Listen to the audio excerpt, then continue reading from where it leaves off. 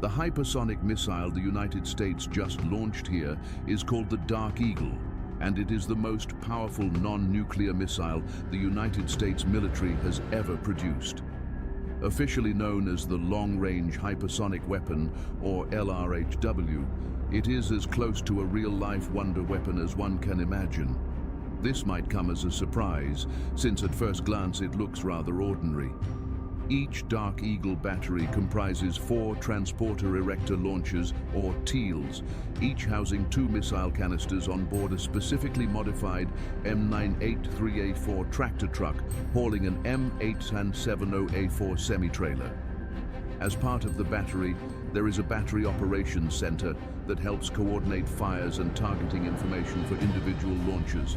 Rounding out the setup is a battery support vehicle, but while this setup might resemble a standard Patriot battery, the missiles that come out of these launchers are something the world has never seen before. Due to their incredible speed, according to the literal scientific definition, hypersonic speed is anything that is 5 times the speed of sound, or Mach 5. This equates to something moving at least 3,800 miles per hour. That is incredibly fast, considering the average speed of a 5.56 millimeter bullet.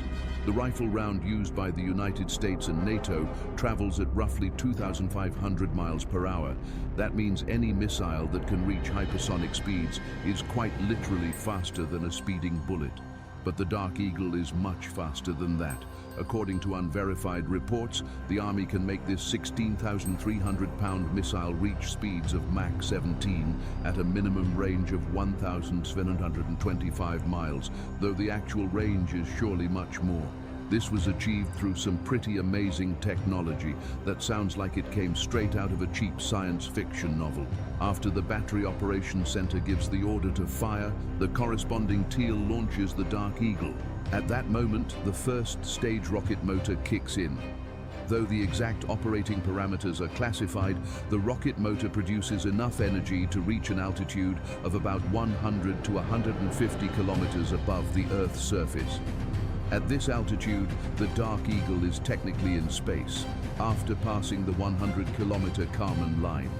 During this part, known as the boost phase, the Dark Eagle uses a system called thrust vector control to make course corrections.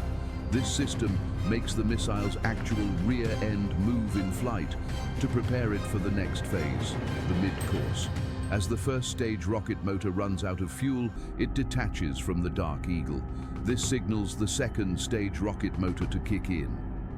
After it does so, the second stage motor is what makes the Dark Eagle accelerate into hypersonic speeds above Mach 5 as it continues to climb in altitude around 200 to 300 kilometers above the Earth's surface, much higher than even intercontinental ballistic missiles travel. Once it reaches the top of its trajectory, known as the apogee, the second stage motor separates, and this is where the real fun begins. After the second stage motor falls off, the only part left of the Dark Eagle is the big business end, known as the Common Hypersonic Glide Body, or CHGB. The CHGB is the actual destruction mechanism of the missile and is much different than any run-of-the-mill missile. In fact, at least for now, the CHGB does not even have an explosive warhead. Rather, the intent is to use the massive kinetic energy built up as the vehicle descends several hundred kilometers from space to annihilate anything it touches. The concept is exactly the same as the fictional rods from God that envisioned 30-foot tungsten rods raining hellfire down on the Soviet Union, except now it is real. As the CHGB turns over, it encounters incredible heat as it re-enters the atmosphere at temperatures up to 3,000 degrees Fahrenheit. This would melt just about any ordinary warhead. That is why it is made out of specially designed heat-resistant ceramics like zirconium diboride and hafnium diboride with melting points above 3,500 degrees. During this time, the Dark Eagle continues to gain speed with the help of the Earth's gravity, reaching the rumored top speed of Mach 17. But its incredible speed is not the only thing that makes this missile so scary to be on the receiving end. Unlike conventional long-range missiles that follow a rather predictable arc, the Dark Eagle does the exact opposite. As it plummets toward the ground, it will change its position, making it hard to shoot down. It can change its altitude, move side to side, and even zigzag, thanks to the small fins on the glide vehicle. Finally, as it nears its terminal phase of flight, the glide vehicle enters a near-vertical descent to smash into the target. For these reasons, the Dark Eagle is virtually impossible to shoot down, even if air defense radars could even track it. For these reasons, the Army and Navy have been jointly working on this project for years, for rollout on Army ground launchers and on board the Navy Zumwalt-class destroyers and Virginia-class submarines. The reason for this cooperation is because Chinese defenses in the Pacific grow stronger each day, and both services need to clear the huge hurdle to defeat China in a stand-up fight. Since early 2013, China has been actively building up its presence in the South China Sea and along its eastern borders to create a literal missile wall to keep the United States Navy at arm's length, and it has done this through the most aggressive missile development program in the world, led by the Chinese People's Liberation Army currently possesses the world's largest inventory of ballistic and cruise missiles. Among these thousands of missiles are a few types that stick out. These include roughly 170 intercontinental ballistic missiles with ranges up to 15,000 kilometers at bases in Gansu, Xinjiang, Hunan, Yunnan, and Shanxi provinces. In addition to these, the Chinese military has roughly 250 hypersonic DF-26 missiles with a 4,000-kilometer range at sites in Gansu, Yunnan, and Xinjiang provinces. For threats closer to China, the PLA has roughly 148 medium-range ballistic missiles, including the vaunted DF-17, in places like Hainan, Jiangxi, and Zhejiang provinces. This figure does not include just over 1,000 short-range ballistic and cruise missiles stationed throughout the country, but concentrated along the coast.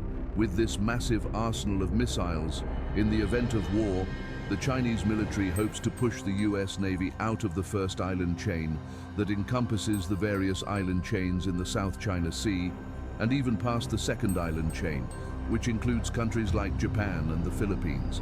Though the US and its allies have at least several hundred interceptors among its ground and naval units in the region at any given time, two of these Chinese missiles give the US Navy a reason to be concerned. The first of these is the DF-26. The DF-26, known as the Guam Killer or Carrier Killer, is China's go-to choice for preemptive strikes. With the ability to have either a 5 to 10 kiloton tactical nuclear warhead or an 800 kilon conventional payload, the DF-26 can travel at speeds between Mach 10 and Mach 12. Though the DF-26 follows a rather predictable arc, its hypersonic speed makes it very hard to track, much less shoot down. Despite the ominous name, another missile is much scarier than this. The DF-17 is China's most advanced non-nuclear weapon, effectively the Chinese equivalent to the Dark Eagle. The DF-17 has been in service since around 2019 and has an estimated speed of between Mach 5 and Mach 10. Just like the Dark Eagle, the DF-17 is a hypersonic glide vehicle propelled high into the atmosphere or low to the ground for conventional strikes on high-value targets. With roughly 48 of these launchers along the Chinese coastline, this is the highest priority threat facing the US Navy in a total war scenario. However, despite not having a fully operational hypersonic missile yet, the US Navy is not taking lumps lying down from China thanks to its active defense of this threat. Because Aegis-equipped ships have a limited range of around 200 nautical miles, they cannot organically see targets past that range. That is why the Navy has been working with the Air Force and Missile Defense Agency to bolster the Sea Service's capability to detect and shoot down hypersonic threats. In this example, we can see how the Chinese conducted a volley fire of several DF-17s towards an American carrier strike group in the South China Sea. As soon as China fires the DF-17, special satellites called hypersonic ballistic tracking sensors can detect the heat signatures from this launch.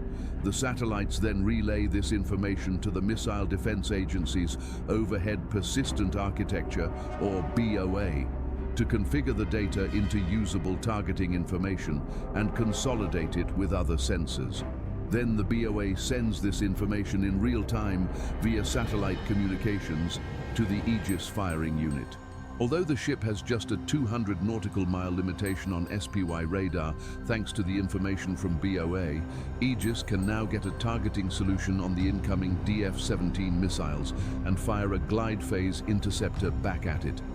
The glide phase interceptor is a specifically modified missile designed to attack hypersonic glide vehicles during its glide phase before it transitions into a steep dive in its terminal phase. As the glide phase interceptor destroys the first DF-17, the second DF-17 comes into range of the ship's own sensors. Using internal targeting data, the ship can relay this to the second interceptor to destroy the next missile. Finally, the ship can now also receive targeting data from a friendly Aegis-equipped ship to help fill in any blind spots, to destroy the last DF-17 with an SM-6 in its terminal phase. Although this scenario is where the Navy would like to be in the future, the glide-based interceptor is currently in development right now. Because of this, the Navy has been working with partner nations in Asia to build a counter-strike capability to destroy these missiles before they even take off. Publicly confirmed measures so far include stationing the first operational Dark Eagle battery in Guam and posting shore-based SM-6 batteries in the Philippines to cover the South China Sea. Additionally, media reports have leaked that the US is currently in secret talks with Japan to station Dark Eagle missiles at the Kadena Air Base in Okinawa. Despite this massive buildup, in 2023, President Xi Jinping told the world that his military would take back Taiwan by 2027. If he follows through on this promise, here is how the Dark Eagle would stop him in his tracks. If China's invasion of Taiwan really kicks off, US and Taiwanese forces in the region are in for a rude awakening. According to the most prominent theories, the Chinese intend to launch a massive missile barrage of almost every conventional weapon they have. The hope is this barrage will destroy the US and allied air bases, logistics bases, naval installations, and command and control centers. Chief among these threats will be the DF-17 and DF-26 missiles. As these missiles are raining down, the Chinese military will launch the largest amphibious invasion since World War II, with the goal to land about 75,000 troops in the first day, with up to 400,000 more in the following week. To carry out this operation, the Chinese would need to neutralize the US Navy, so there would be no troop redeployments from places like South Korea, Okinawa, or mainland Japan to reinforce Taiwan. This is where the Dark Eagle steps in. According to publicly confirmed data, the Army intends to purchase 64 Dark Eagle missiles. This includes 18 test missiles and 48 operational ones spread across 6 batteries. The Navy intends to arm each Zumwalt-class destroyer with 12 conventional prompt strike missiles, as Dark Eagles are called in the Navy, and an undisclosed number of its Virginia-class submarines. However, if the US fired its entire confirmed arsenal of 84 Dark Eagles, this would cause devastating damage to the Chinese. When launching these missiles, the US could choose 2 types of fire: volley fire or precision strike. The difference between the two is basically the amount of missiles fired for each target. For example, the US would surely use a volley strike against DF-17 and DF-26 bases in eastern China to destroy these weapons before the Chinese could fire them on US forces. As these strikes are going on, US forces will also be targeting CCP command and control centers in places like Beijing. This is where the Dark Eagles on Okinawa will work their magic. The Dark Eagle would take just 8 minutes to get from Kadena Air Base to Beijing, a distance of around 2,775 kilometers. If the Dark Eagle were able to successfully avoid interception, a strike like this would throw the inexperienced, centralized Chinese military into complete disarray, leaving them unclear of what to do next. After that, the massive numbers of Chinese troops and equipment would be little more than extra practice in the now target-rich environment of the Taiwan Strait. Do you think China has anything that can actually counter the Dark Eagle? Bye for now.